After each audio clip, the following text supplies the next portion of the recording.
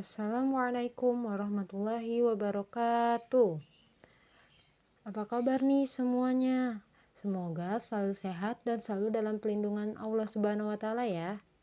Baik, di podcast kita kali ini kita akan membicarakan kisah seorang nabi yang kaumnya bernama kaum Ad, yakni Nabi Hud bin Abdullah bin Rabbah bin Al-Jarud bin Ad bin Aus bin Aram bin Sam bin Hud, menceritakan perjuangan dakwahnya sebagai salah satu utusan yang dipilih Allah Subhanahu wa Ta'ala beserta pembangkangan kaum Ad yang berujung pada diturunkannya azab berupa angin kencang dan kemaksiatan yang mereka lakukan. Nabi Hud di sini memang diketahui diutus untuk berdakwah kepada kaum Ad. Allah Subhanahu wa Ta'ala ingin kaum Ad yang saat itu banyak sekali melakukan kemaksiatan untuk kembali ke jalan yang benar dan meninggalkan semua perbuatan buruk, semua perbuatan kebajikan yang mereka lakukan. Dalam Al-Quran sendiri juga diabdikan loh kisah Nabi Hud dalam ayat-ayatnya. Bahkan ada surat tersendiri di dalam Al-Quran yang bernama Surat Hud dan berposisi sebagai surat ke-11. Lalu seperti apa kisah perjuangan Nabi Hud saat menyerukan kebenaran pada kaum Ad? Yuk kita cari tahu sama-sama yuk. Nabi Hud termasuk ke dalam golongan 25 nabi dan rasul yang harus diimani oleh seluruh umat Islam. Ia merupakan nabi keempat yang berasal dari kaum Ad, yang masih termasuk bagian dari bangsa Arab. Selain Nabi Hud di sini, nabi dan rasul lainnya yang berasal dari bangsa Arab seperti Nabi Saleh, Nabi Syuaib, dan Nabi Muhammad. Selain itu, Nabi Hud sendiri merupakan cucu dari Nabi Nuh. Saat di masa kecilnya, Nabi Hud dikenal orang-orang sebagai sosok yang memiliki perilaku terpuji loh, seperti berbudi pekerti luhur, kejujuran yang tinggi, amanah dan pekerja keras, bijaksana, dan yang terakhir, selalu ramah dalam bergaul dengan siapapun. Kaum Ad berada di sebuah tempat yang bernama Al-Ahqaf, yang letaknya ada di sebelah utara Hadramaut. Tempatnya sih di antara Yaman dan Oman. Daerah tersebut memiliki tanah yang sangat subur, di mana banyak sekali hasil pertanian yang tumbuh dan panen dengan baik dan subur di wilayah tersebut. Dikatakan kaum Ad adalah salah satu suku tertua kedua sesudah kaum Nabi Nuh.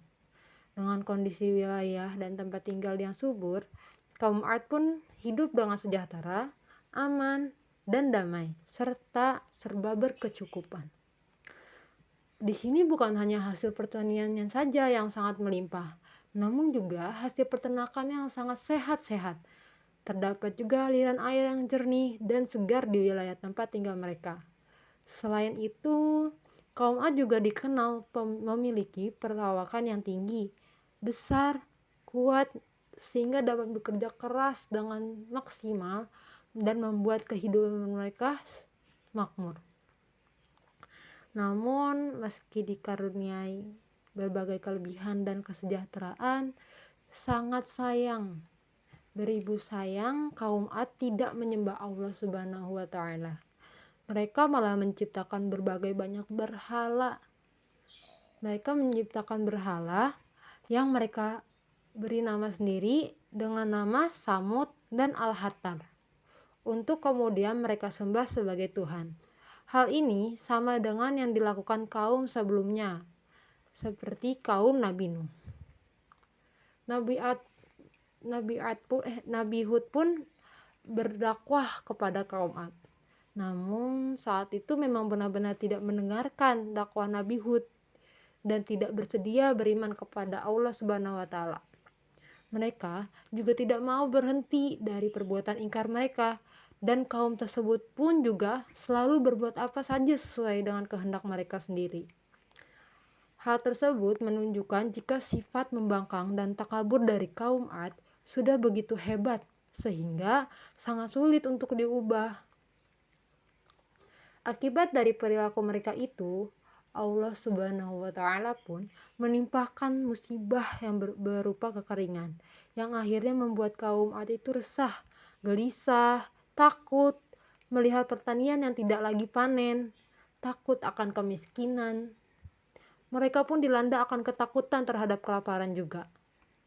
Peristiwa kekeringan yang terjadi itu digunakan oleh Nabi Hud untuk kembali menyadarkan kaum Ad agar mau meninggalkan berhala-berhala tersebut dan meminta ampun kepada Allah Subhanahu wa Ta'ala. Namun, sayang beribu sayang lagi, apa yang dikatakan Nabi Hud tetap tidak diikuti dan diabaikan oleh kaum Ad. Perkataan kaum Ad yang masih saja membangkang itu tercatat dalam surat Al-A'raf ayat 70 yang artinya A'udzu billahi minasyaitonir rajim. Bismillahirrahmanirrahim. Qalu ajitana lina'budallaha wahdahu wa nazara ma kana ya'budu abauna fa'tina bima ta'iduna in kunta minas shadiqin. Yang artinya, apakah kedatanganmu kepada kami agar kami hanya menyembah kepada Allah saja dan meninggalkan apa yang biasa disembah oleh nenek moyang kami? Maka buktikanlah ancamanmu kepada kami jika kamu benar. Karena pembangkangan yang sudah melewati batas, bahkan hingga menantang Nabi Hud, maka Allah Subhanahu wa Ta'ala pun menurunkan azab kepada kaum Ad. Pada awalnya Allah mendatangkan awan hitam dan pekat ke atas wilayah tempat tinggal kaum Ad. Mereka bersorak senang dan gembira, mengira awan tersebut akan menurunkan hujan dan mengakhiri kekeringan yang melanda. Nabi Hud pun memperingatkan kepada mereka, jika awan itu bukanlah pertanda hujan, wahai kaum Ad. Awan tersebut melainkan pertanda datangnya azab dari Allah Subhanahu wa Ta'ala. Kaum Ad pun tidak percaya dan memutuskan untuk menghiraukan peringatan Nabi Hud. Akhirnya apa yang diperingatkan Nabi Hud pun benar-benar terjadi. Awan hitam itu memang tidak menurunkan hujan sama sekali, namun justru mendatangkan angin topan yang berhembus dengan dahsyat. Angin tersebut pun merusak semua yang dilewati, termasuk rumah, ladang, peternakan, harta benda hingga berhala yang disembah kaum Ad.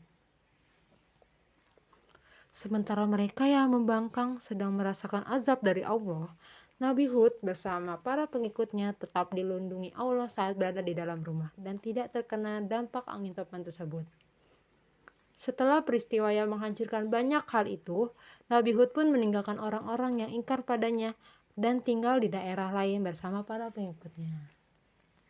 Baik, mungkin itu saja yang dapat saya sampaikan. Salah katanya mohon dimaafkan karena kebenaran hanya milik Allah Subhanahu wa Ta'ala dan kekurangan hanya milik kita sesama.